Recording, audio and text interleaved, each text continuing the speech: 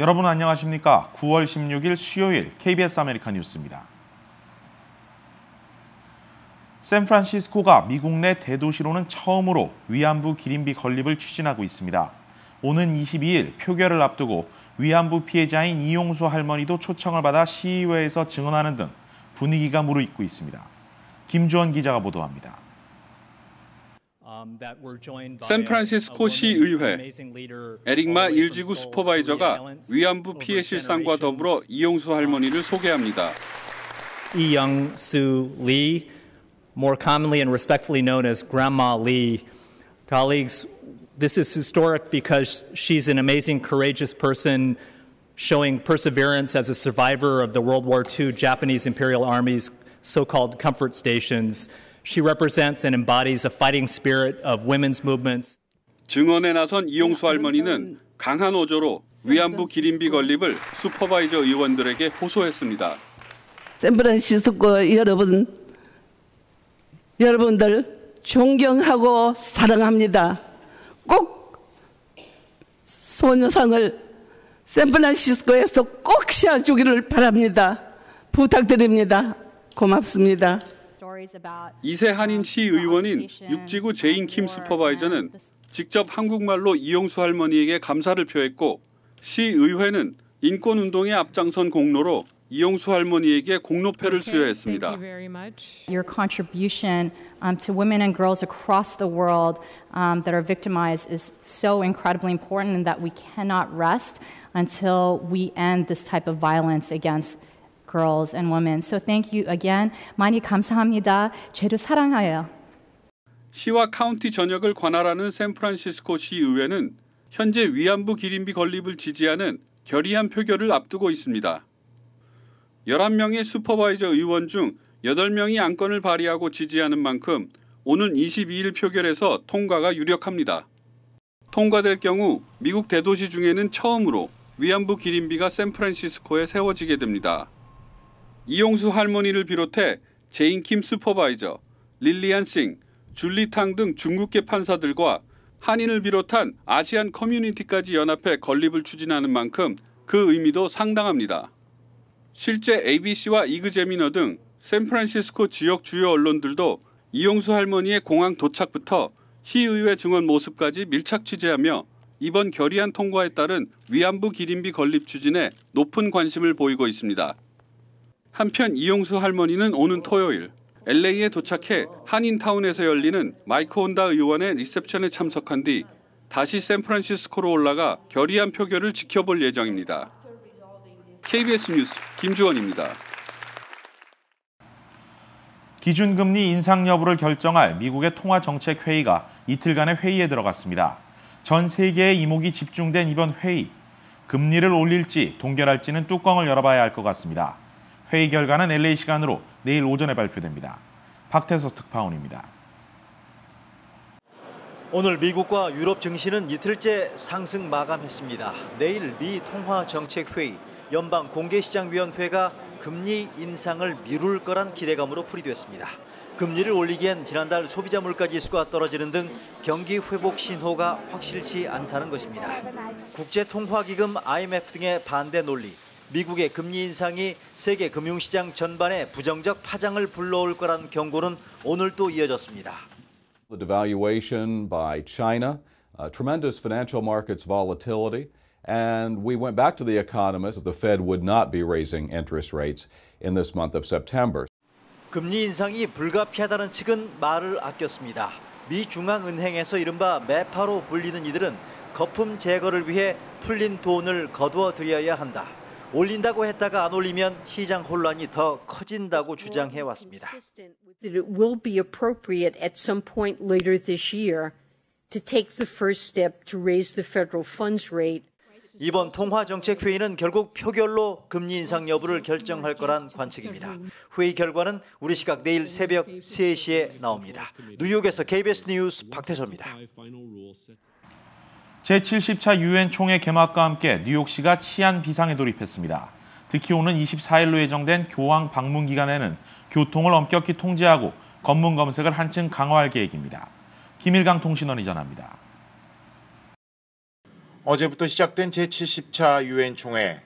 뉴욕시경은 비상체제에 들어갔습니다. 곳곳에는 경찰 인력과 비상경계 시스템 장비들이 추가 배치됐습니다. And we have the combined efforts of some of the best intelligence forces in the world at this juncture working on this event.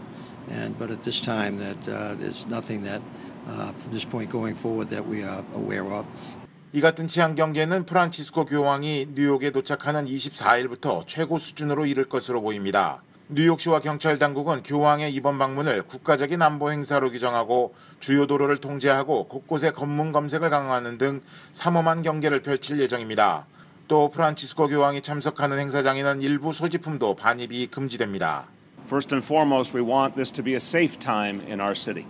That's why such extraordinary efforts have been engineered to ensure the safety, first of all, of His Holiness and of all the world leaders, but of course of all New Yorkers and all our visitors as well. 24일 정오부터 오후 9시까지는 프란치스코 교황이 방문하는 세인트 패트릭 성당 인근 50가에서 51가, 메디슨 애비뉴에서 5애비뉴가 전면 폐쇄됩니다. 5애비뉴 48가에서 55가와 메디슨 애비뉴에서 6애비뉴까지는 오후 3시부터 오후 6시까지 통행이 금지됩니다. We are very confident that working with our federal colleagues and under the overall direction that we will have a safe event for all those who are coming for the event as well as the residents of New York and those who come to work here every day. 이런 가운데 오는 25일 뉴욕 센트럴파크에서 열리는 프란치스코 교황 행사 티켓들이 온라인 거래 사이트에서 고가의 매물로 나와 논란이 일고 있습니다. 지금까지 뉴욕이었습니다. 지난 2008년 청부살인 혐의로 기소됐다 2년 전 배심원 무죄 판결로 풀려났던 한인 켈리 수 박 씨가 또다시 검찰에 의해 체포됐습니다. 49살의 박 씨는 지난 월요일 오전 사우젠드 옥스 지역에서 LA 카운티 검찰 수사관들에게 체포돼 카운티 교도소에 구금됐으며 1,850만 달러의 보석금이 책정된 상태입니다. 박 씨의 정확한 체포 이유는 아직 알려지지 않았는데 다수의 매체는 검찰 관계자의 말을 인용해 의료 사기 또는 특정 범죄 공모로 추정하고 있습니다. 또 검찰이 5년 이상 수사했다는 점에 비춰 당시 청부 살인 사건과도 개연성이 있을 가능성이 있다고 전하고 있습니다.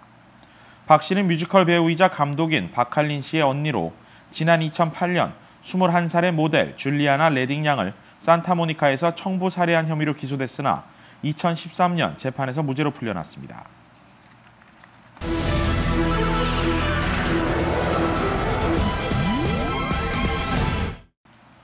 핵과 미사일 도발을 시사한 북한에 대해 미국의 경고와 압박이 이례적으로 계속 거세지고 있습니다. 캐리 국무장관은 북한에 대해 경제 제재 이상의 것이 필요할 수 있다고 경고했고 CIA는 북한과 이란의 핵 협력 가능성을 감시하고 있다고 밝혔습니다. 박유한 특파원입니다. 북한의 도발 시사에 대한 미국 백악관과 국방부의 경고에 이어 이번엔 존 캐리 국무장관이 직접 더 강도 높은 경고를 내놨습니다. 캐리 국무장관은 북한의 핵개발 위협을 끝내기 위해서는 경제 제재 이상의 다른 수단을 모색할 수도 있다고 밝혔습니다. 북한은 국제시장에서 고립된 경제여서 경제 제재가 이란의 경우만큼 효과적이지 않기 때문이라고 캐리 장관은 설명했습니다. 미국 중앙정보국 CIA는 북한과 이란의 핵개발 협력 가능성을 경고했습니다. 존 브레넌 CIA 국장은 이란이 북한의 도움을 받아 핵개발을 하거나 핵물질을 비밀리에 사고 파는 걸 북한과 공모할 가능성을 면밀히 감시하고 있다고 밝혔습니다. 이란 핵합의가 실행되면 이란이 경제 제재에서 벗어나게 되고 경제력을 회복한 이란이 국제사회의 감시를 피해 북한에서 핵개발을 계속할 수 있다는 우려를 CIA가 인정한 셈입니다. 이런 상황에서 한국과 미국의 육자회담 수석대표가 오늘 미국 국무부에서 만나 북핵 관련 향후 대책을 논의했습니다. 북한의 핵도발 위협에 대해 미국이 이처럼 신속하고 강경하게 경고를 보내는 건 이례적입니다. 상황을 오판하지 말라고 북한에 경고를 보내는 동시에 다음 주 미중 정상회담을 앞두고 중국에도 북핵 문제 해결에 보다 적극적인 역할을 하라고 촉구하려는 의도로 풀이됩니다. 워싱턴에서 KBS 뉴스 박유한입니다. 미국은 그동안 정부 기관과 기업들에 대한 상당수 해킹 배후에 중국이 있다는 의혹을 제기해왔습니다. 오는 25일 미중 정상회담을 앞두고 오늘은 오바마 대통령이 직접 강력한 대응 조치를 공언했습니다. 김성진 특파원입니다. 지난 6월 미 인사관리처가 해킹당해 2,200만 연방정부 공무원 관련 개인정보가 유출됐습니다. 배후로 중국이 주목됐습니다. 올 초 환자 8천만 명의 의료 정보가 유출된 보험사 앤썸 해킹 사건도 중국이 의심받고 있습니다. 잇따른 해킹 사건 배후로 중국이 주목되자 미국 정부는 해킹 관련 기업과 개인을 강력 제재하겠다고 경고했고 오늘은 대통령까지 직접 나섰습니다. We are preparing a number of measures that will indicate to the Chinese that this is not just a matter of us being mildly upset. 앉아서 비난만 하고 있지는 않겠다는 건데 구체적인 보복 조치까지 시사했습니다. We're still the best at this. And if we wanted to go on offense, a whole bunch of countries would have some significant problems. 미중 정상회담이 임박한 시점에 나온 오늘 발언에 워싱턴 외교 전문가들은 미국 정부가 미중 정상회담 직후 경제 제재 등 보복 조치를 내놓을 가능성이 커졌다는 전망을 내놓고 있습니다. 워싱턴에서 KBS 뉴스 김성진입니다. 국제신용평가사 S&P가 한국의 신용등급은 상향 조정한 반면 일본의 신용등급은 한 단계 강등했습니다. 이로써 피치와 무디스 등 3대 신용평가사 모두에서 한국의 신용등급이 일본을 추월했습니다. 허솔지 기자입니다. 국제신용평가기관인 S&P는 일본의 국가 신용등급을 AA-에서 A+로 한 단계 강등했습니다. 신용등급 전망은 안정적으로 제시됐습니다. S&P는 일본 정부의 경제 회생 대책과 디플레이션 종식 전략이 앞으로 2, 3년 동안 경제 상황을 되돌리기 어려워 보인다며 등급 강등 이유를 설명했습니다.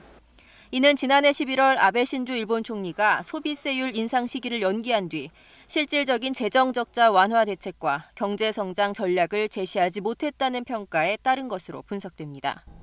S&P는 우리나라의 신용등급을 A+에서 AA-로 한 단계 올렸습니다. 이에 따라 우리나라는 피치와 무디스를 포함해 3대 신용평가사 모두에서 일본을 앞지르게 됐습니다. S&P는 한국의 신용등급을 상향 조정하며 앞으로 3에서 5년 동안 한국 경제가 대부분의 선진국과 비교했을 때 우수한 성장을 할 것이라고 평가했습니다. 또 단기 외채 비중이 줄어들고 북한을 둘러싼 지정학적 위험이 누그러졌다고 설명했습니다. KBS 뉴스 허솔지입니다. 오늘 뉴욕 증시는 미국의 금리 인상 가능성 약화에 상승세를 보였습니다. 달러 대 원화 환율은 1174원 50전입니다.